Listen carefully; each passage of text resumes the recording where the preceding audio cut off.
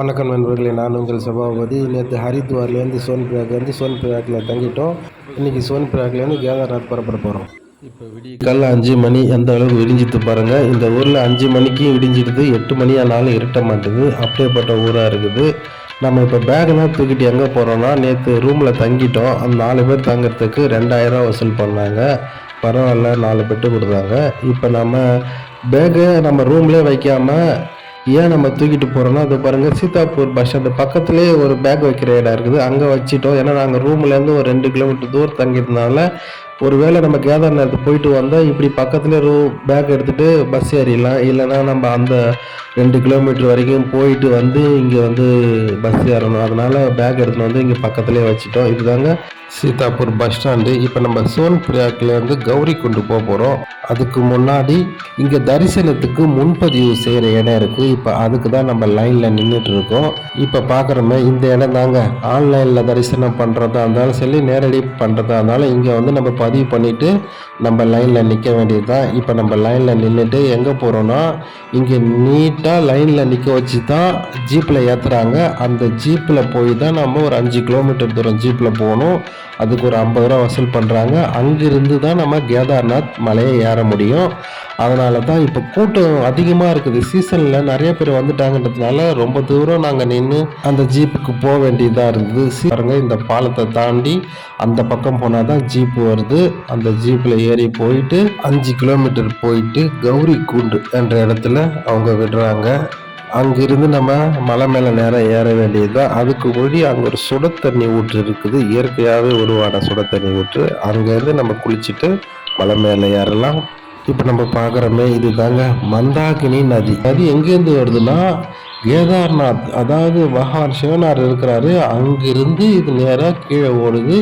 இது நேராக தேவப்பிரயாக், ருத்ரப்பிரயாக் என்ற இடத்துல போயிட்டு அலக்கநந்தா கூட இணைஞ்சி கங்காவாக மாறுது. அந்த இடத்த நம்ம அப்புறமா பார்ப்போம். இப்போ நம்ம ஜீப்பில் ஏறி 5 கிலோமீட்டர் வந்து இப்போ கௌரி குண்டு வந்து சேர்ந்துட்டோம். இப்போ பாருங்க, கௌரி குண்டு வந்துட்டோம். இப்போ நம்ம நேராக அந்த சுட தண்ணி ஊற்று இருக்குல்ல, அங்கே போயிட்டு நம்ம குளிச்சுட்டு மலை ஏறுவோம். ஏன்னா விடிய காலம் இப்போ மணி 6 தான் ஆகுது. அதுக்குள்ளே வெயில் வெளிச்சம் எப்படி இருக்குது பாருங்கள்.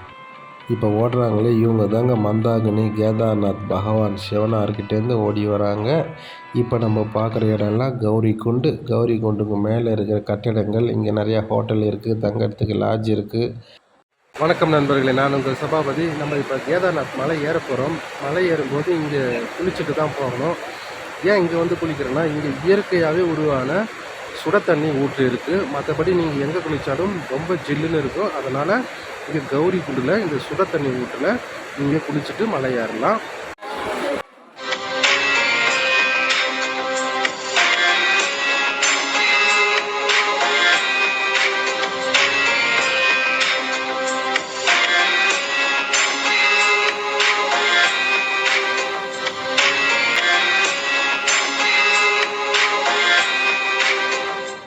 நம்ம சுட தண்ணி ஊற்றில் குளிச்சுட்டு மேலே வந்துட்டோம். இப்போ மேலே வந்த இடத்துலையே பாருங்கள், நிறைய அந்த டோலிலாம் வச்சுருக்குறாங்க. அந்த டோலியில் கூட இப்போ நிறைய பேர் போகலாம். ஒரு ஆளுக்கு 10,000 கேட்குறாங்க. அந்த பிட்டில் போகணுன்னாலும் ஒரு 10,000 கேட்குறாங்க. நம்ம நடந்து தான் போகிறோம். நாங்கள் 4 பேர் வந்தோம். அதில் நாங்கள் 3 பேர் நடந்து போகிறோம். ஒருத்தர் மட்டும் குதிரையில் போகிறாரு. இதை பாருங்கள், நமக்கு முன்னாடி ஒரு குதிரை போகுது. அந்த குதிரையில் இங்கே கவர்மெண்ட்டுன்னு ஒரு ரேட் வச்சுருக்காங்க பர்மனெண்ட்டாக. மேலே ஏறுறதுக்கு 3200, கீழே இறங்கிறதுக்கு 2300ன்னு சொல்லிவிட்டு அங்கே காசு கட்டிட்டு நமக்கு ஒரு டோக்கன் கொடுப்பாங்க. அந்த டோக்கனை எடுத்துகிட்டு வந்து ஒரு குதிரைக்காரர்கிட்ட கொடுத்தா அவர் ஒரு ஐடி கார்டு கொடுப்பாரு. அந்த ஐடி கார்டை நம்ம கழுத்தில் போட்டுட்டு அவங்க நம்மளை கூட்டிகிட்டு போயிட்டு கேதார்நாத்தில் விட்டுடுவாங்க. பார்த்தீங்களா, வரிசையாக குதிரை நிறுத்தி வச்சுருக்காங்களே. நீங்கள் இங்கே தான் குதிரை ஏறணும்னு அவசியம் கிடையாது. இப்போ 22 கிலோமீட்டர் தூரம் இருக்குது மலை. நீங்கள் எங்கே முடியலையோ அங்கேயே பக்கத்தில் நீங்கள் குதிரை ஏறிக்கலாம். கிட்டத்தட்ட இப்போ நீங்கள் ஒரு பாதி தூரம் போயிட்டீங்கன்னா அங்கேருந்து குதிரையில் போகிறதுக்கு 1800 ரூபாய் தான். இப்போ இங்கேருந்து போகிறதுக்கு 3200 வாங்குறாங்கல்ல.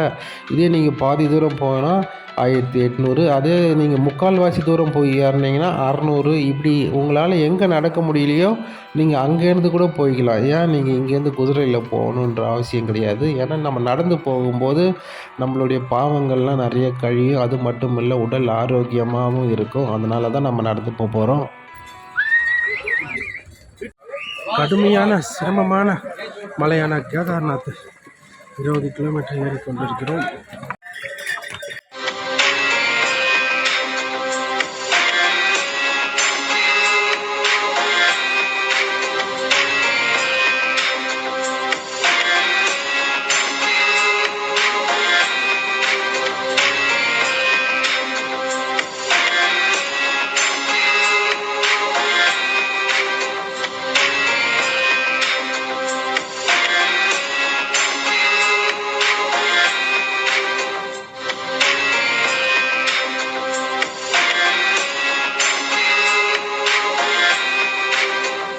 ரொம்ப சிரமமான மலை தாங்க. உங்களால் முடிஞ்சால் நீங்கள் மலை ஏறுங்க. இல்லைன்னா நீங்கள் குதிரையிலோ இல்லை டோலியிலோ போயிடுங்க.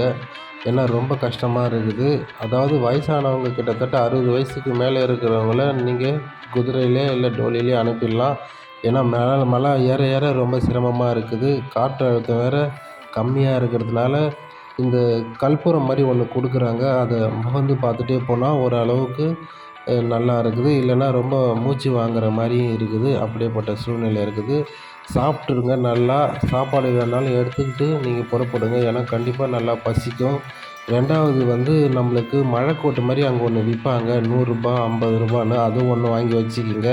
ஏன்னா எப்போ எந்த நேரத்தில் இங்கே மழை வருதுன்னு கூட சொல்ல முடியல. திடீர்னு மழை வருது, திடீர்னு குளிர் காற்று அடிக்குது, திடீர்னு வெயில் அடிக்குது. இங்கே மாறி மாறி சீசன் இருக்குது. அதுக்கு தகுந்த மாதிரி நீங்கள் கட்டாயமாக தேவையான பொருட்களை வாங்கிட்டு வந்துடுங்க. 2வது ஷொட்ரு இருக்கணும். அதுக்கப்புறம் கை க்ளோஸு, கால் க்ளோஸு இது எல்லாம் போட்டுக்கினா தான் ஓரளவுக்கு குளிர் தாங்கும். அதுக்கு தகுந்த மாதிரி பொருளையும் நீங்கள் இங்கே வந்து வாங்கிக்கலாம். இல்லை நீங்கள் வீட்டிலேருந்து எடுத்துகிட்டு வரதுனாலும் எடுத்துகிட்டு வந்துடலாம். இந்த இடத்துக்கு பேர் தாங்க பீம்பாலின்னு சொல்லுவாங்க. அதாவது கௌரிகுண்ட்லேருந்து 8 கிலோமீட்டர் தூரத்தில் இருக்குது. கிட்டத்தட்ட இந்த இடம் வந்தாக்க நம்ம கேதார்நாத்தில் பாதி தூரம் கடந்துட்டோன்னு தான் அர்த்தம். இதுக்கு மேலே மலை ரொம்ப செங்குத்தாக இருக்கும். இருக்க நேரம் தான் அதிகமாக ஆகுது. நாங்கள் 10 மணிக்கு தான் குளிச்சுட்டு ஏற ஆரம்பித்தோம். இங்கே பீம்பாலி வரத்துக்குள்ளே மணி 2 ஆகிடுச்சு.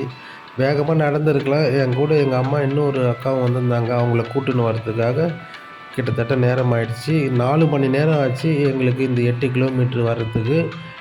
இங்கே பாருங்கள், திடீர்னு மழை வர ஆரம்பிச்சிது. இது வரைக்கும் வெயில் அடிச்சிது. இப்போ திடீர்னு மழை வருது பாருங்கள். இப்போ போட்டுட்டு போகிறாங்க பாருங்கள், மஞ்சள் கலரில் ஒரு உரம் மாதிரி. எதுனா ரூ. 50, இன்னும் ஒரு ரூ. 100 ஒன்று இருக்குது. அது கொஞ்சம் நல்லா திக்காக இருக்கும். அதுதான் வித்தியாசம். நீங்கள் இந்த கோட்டு இருந்தால் தான் நம்ம பேகு எதுவும் நனையாத அளவுக்கு மேலே ஏறலாம். இல்லைனா எல்லாமே நனைஞ்சிருவோம். அது மட்டும் இல்லை, நம்ம நனைஞ்சிட்டா செமத்தியாக குளிரும். ஆரம்பத்தில் 1 கிலோமீட்டர் தூரத்தை 1/4 மணி நேரம் 20 நிமிஷத்தில் நடந்தோம். இப்போ 1 கிலோமீட்டர் தூரத்தை நடக்கவே 1 மணி நேரம் ஆகுது. ஏன்னா அந்தளவுக்கு ரொம்ப சிரமமாக இருக்குது. மழை ஏற்றம். இங்கே பார்த்தீங்களா, மழை மேகமும் நாமளும் ஒரே லெவலில் இருக்கிறோம். மேகத்துக்கு இணையான உயரத்துக்கு வந்துட்டோம். ஒரு 10 நிமிஷம் மழை பெய்யுது, அப்புறம் 10 நிமிஷம் வெயில் அடிக்குது, அதுக்கப்புறம் குளிர் காற்று அடிக்குது. இந்த இடம் கொஞ்சம் விசித்திரமாக இருக்குது.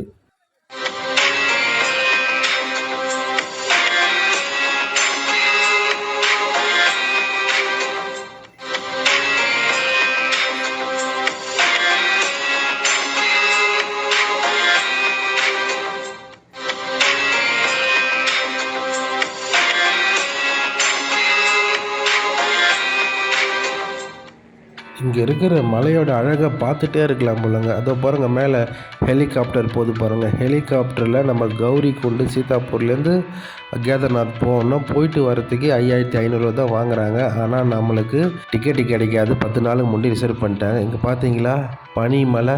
இந்த பனிமலையை பார்க்குறதுக்கு கண்கொள்ளா காட்சியாக இருக்குது. சூரியன் அந்த மலை மேலே பட்டு தங்கம் மாதிரி ஒளிருது. நீங்கள் இதை நேரில் வந்து பார்க்கும்போது ஆனந்தமாக இருக்கும். கடும் பனிமலையான கேதார்நாத்து இன்று காலை இனிதே தொடங்குகிறோம். விடிய காலையில் பனிமலையை பார்த்தீங்களா எப்படி இருக்குதுன்னு. நேற்று ஒரு 16 கிலோமீட்டர் வரைக்கும் ஏறணும். அதுக்கப்புறம் இருட்டாகிடுது. ஏன்னா எங்கள் அம்மாவாலையும் சரி அந்த அக்காவாலையும் சரி நடக்க முடியல. சரி, இருட்டில் எங்கேருந்து போகிறது அப்படின்னு சொல்லிட்டு அங்கே டென்ட்டு, அதாவது ஒரு டென்ட்டு கொடுப்பாங்க. நம்ம 3 பேர் தங்கிறதுக்கு, 5 பேர் தங்கிறதுக்கு நம்ம விருப்பப்படி நம்ம அந்த டென்ட்டை கேட்டு வாங்கிக்கலாம்.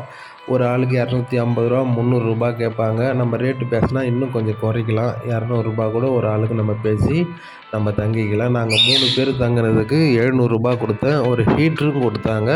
பார்த்தீங்களா, முதல்ல நம்ம தூரத்துலேருந்து பார்த்தோம்ல, இப்போ எந்த அளவுக்கு பக்கத்துலேருந்து தெரியுது பாருங்கள் பனிமலை. இப்போ நம்ம கிட்ட வந்துட்டோங்க. இது தாங்க கேதார்நாத்தோடைய என்ட்ரி வாசல். இங்கே தான் குதிரையில் வரவங்க எல்லாம் இந்த இடத்துல குதிரையில் இறக்கி விட்டுட்டு இங்கேருந்து ஒரு 2 கிலோமீட்டர் தூரம் நம்ம கோயிலுக்கு நடந்து தான் போகணும். இங்கே வந்து சில எக்யூப்மெண்ட்ஸ்லாம் இருக்குது. அதாவது மூச்சு திணறல் ஏற்படுதா இல்லை களைப்பாக இருக்குதா அதுக்கான ஹாஸ்பிட்டல்லாம் வச்சுருக்காங்க. நீங்கள் அதெல்லாம் கவலைப்பட தேவையில்ல. இதுதான் அந்த குதிரைகள் எல்லாம் நிற்கிற இடம். இதுக்கப்புறம் நம்ம நடந்து தான் போகணும். பின்னாடி அங்கே பனிமலையை பாருங்கள் எப்படி இருக்குன்னு. நம்ம கேதார்நாத் கோயில் இங்கேருந்து 2 கிலோமீட்டர் தூரத்தில் இருக்குது. நம்ம நேராக கோயிலுக்கு போக முடியாது. இப்போ மணி 8 விடிய காலையில். ஏன்னா கோயிலுக்கு போனால் நம்ம குளிக்கணும்ல. இங்கே பச்சை தண்ணியெல்லாம் குளிக்கிறதுக்கு வாய்ப்பே இல்லை. ஏன்னா 0 டிகிரி வெப்பநிலை இருக்குது. இங்கே ஒரு பக்கெட்டு சுட தண்ணி கொடுப்பாங்க 100 ரூபா. அந்த 100 ரூபாய்க்கு நம்ம வாங்கி ஒரு பக்கெட்டில் குளிச்சுட்டு நம்ம பகவானை பார்க்க போகலாம். இது தாங்க அந்த ஹெலிபேடு. அதாவது சீதாப்பூர் சரி, கௌரிகுண்டு சரி, அதுக்கு முன்னாடி இருக்கிற எங்கேருந்து வந்தாலும் இங்கே தான் வந்து இறக்குவாங்க. நீங்கள் முன்னாடியே பிளான் பண்ணி புக் பண்ணிவிட்டு வந்தீங்கன்னா ரொம்ப ஈஸியாக இருக்கும். ஏன்னா 7 நிமிஷம் தான் வரத்துக்கும், 7 நிமிஷம் போகிறதுக்கு 7 நிமிஷம் தான் ஆகுது. ஆனால் மலை ஏறும்போது குதிரையில் வந்தால் 4லேருந்து 5 மணி நேரம் ஆகும். நம்ம நடந்து வந்தால் 10 மணி நேரம் கூட ஆகும். அந்த டோலியில் வந்தாலும் 10 மணி நேரம் ஆகும். அதனால் ஹெலிகாப்டரில் வந்தால் நம்மளுக்கு உடல் அசதியும் தெரியாது. மற்ற எதில் வந்தாலும் உடம்பு கண்டிப்பாக வலிக்கும். அது குதிரையில் வந்தால் ரொம்ப மோசமாக வலிக்குதுன்னு சொல்கிறாங்க. அதுக்கு தகுந்த மாதிரி நீங்கள் ஹெலிகாப்டரில் வந்தால் ஈஸியாக இருக்கும். இப்போ நாங்கள் குளிச்சுட்டு சாமி பார்க்குற லைனில் நிற்கிறோங்க. அதாவது கோவிலுக்கு முன்னாடி 2.5 கிலோமீட்டர் தூரத்தில் இந்த லைன் நிற்கிது. இப்போ காலையில் 9:30 மணிக்கு நிற்கிறோம். அங்கே போய் இப்போ சேரும்போது 2 ஆகும்னு சொல்கிறாரு. வர வழியில் ஃபுல்லாக கடை இருக்குது. நீங்கள் பகவானுக்கு பூஜை பண்ணுறதுக்கு ஏதாவது பொருள் வாங்கினாலும் வாங்கிக்கலாம். இப்போ நம்ம பார்க்குறோமே இந்த கட்டடம்னா கோயிலை சேர்ந்தது தான். இன்னும் பெருசாக விரிவுபடுத்துகிறாங்க. இன்னும் அடுத்த வருஷம் அதுக்கு அடுத்த வருஷம் தான் இன்னும் நல்லா சூப்பராக இருக்கும். இந்த பாலம் வழியாக தான் முதல்ல நம்ம தரிசனம் பண்ணிட்டு இருந்தாங்களாம். இப்போ வந்து சுற்றில் அனுப்புகிறாங்க. ரொம்ப கஷ்டமாக இருக்குது. கூட்டம் வேறு அதிகமாக இருக்குது. காலையில் 9:30 மணிக்கு நின்னோம். அதை பாருங்கள் மந்தாகினி நதி ஓடுது. மணி இப்போ 3 ஆகுது. இன்னும் பகவானை தரிசிக்க முடியல. இன்னும் 1/2 கிலோமீட்டர் தூரம் இருக்குதுன்னு சொல்கிறாங்க. புதுசாக கட்டடம், பக்தர்கள் தங்குவதற்கான இடங்கள் எல்லாம் அழகாக கட்டுறாங்க. இன்னும் 2-3 ஆண்டுகளுக்கு அப்புறம் இடமே நல்லா சூப்பராக இருக்கும். இவ்வளோ சிரமம் இருக்காது. நல்ல வசதி பண்ணி வச்சுருக்காங்க. பக்தர்கள்லாம் தங்கிறதுக்கு அறை கூட வச்சுருக்குறாங்க. இப்போ நம்ம இன்னும் கொஞ்சம் தூரம் இருக்குது. கொஞ்சம் தூரம் போனால் நம்ம பகவானை பார்த்துடலாம்.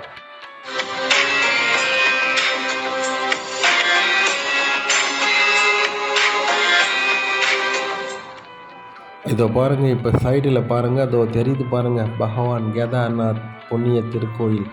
இந்த கோயிலை பார்க்க தான் இவ்வளோ கஷ்டப்படுறோம். நேற்றுலேருந்து மலை ஏறி இன்றைக்கி தான் வந்து சேர்ந்தோம். ஒரு வழியாக தரிசனம் முடிஞ்சு பகவானை பார்த்துட்டு இப்போ தாங்க வெளியில் வந்தோம். 2 தடவை பார்த்தோங்க. சுற்றி விட்டாங்க. மறுபடியும் அங்கேயே பின்னாடியே போய் குறுக்கில் போய் பார்த்துட்டோம் 2 தடவை. எப்படி இருக்குது பாருங்கள் கோவில். வணக்கம் நண்பர்கள், நான் உங்கள் சபாபதி. இப்போ இமயமலை உச்சியில் அமைந்துள்ள கேதார்நாத் கோவிலுக்கு வந்திருக்கோம். கேதார்நாதரை தரிசனம் பண்ணிட்டோம்.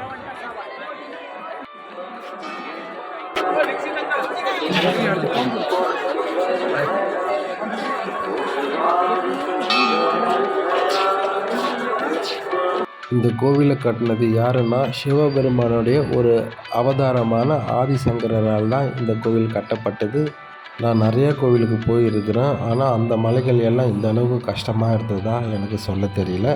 அந்த அளவுக்கு இந்த மலைகள் ரொம்ப கஷ்டம்.